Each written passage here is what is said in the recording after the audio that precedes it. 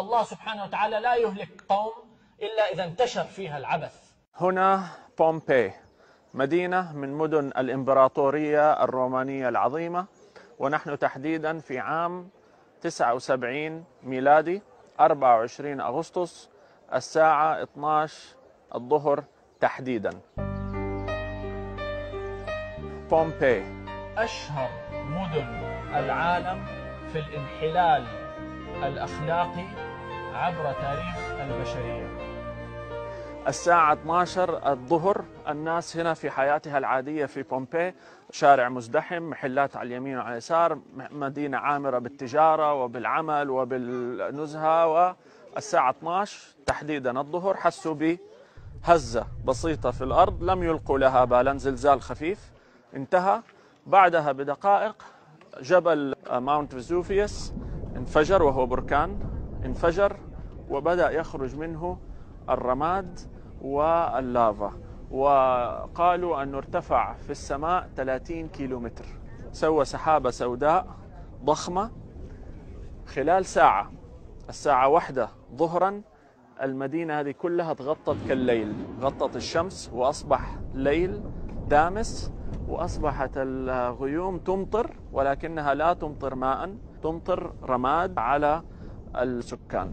وخلال 24 ساعة المدينة هذه بالكامل اتغطت، وفضلت متغطية ومحفوظة 1600 سنة، ولم تكتشف إلا في القرن ال18 تقريبا.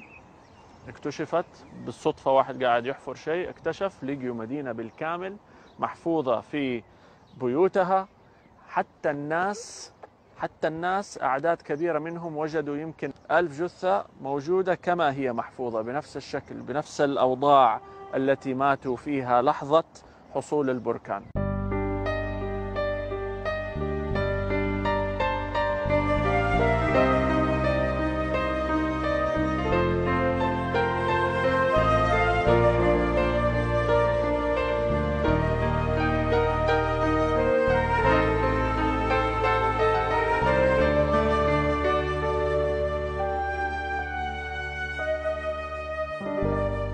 سبحان الله، بغتة.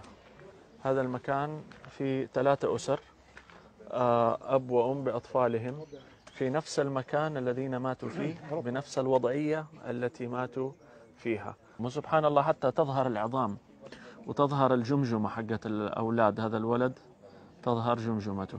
السؤال: ما ذنب الأطفال اللي شفناهم هنا ماتوا؟ أكيد في ناس بريئين كانوا ماتوا. فهذا سؤال تساءلته زينب بنت جحش زوجة الرسول عليه الصلاة والسلام. دخل عليها يوما صلى الله عليه وسلم وهو فزع، وقال: لا إله إلا الله، ويل للعرب من شر قد اقترب. وذكر لها أمر عن يأجوج ومأجوج، فتساءلت قالت: أنهلك وفينا الصالحون يا رسول الله؟ يعني هل نهلك؟ هل ممكن مدينة كاملة تهلك وفيها صالحين؟ قال صلى الله عليه وسلم: نعم، إذا كثر الخبث. إيش يعني كثر الخبث؟ يعني كثر وانتشر وأصبح عادي.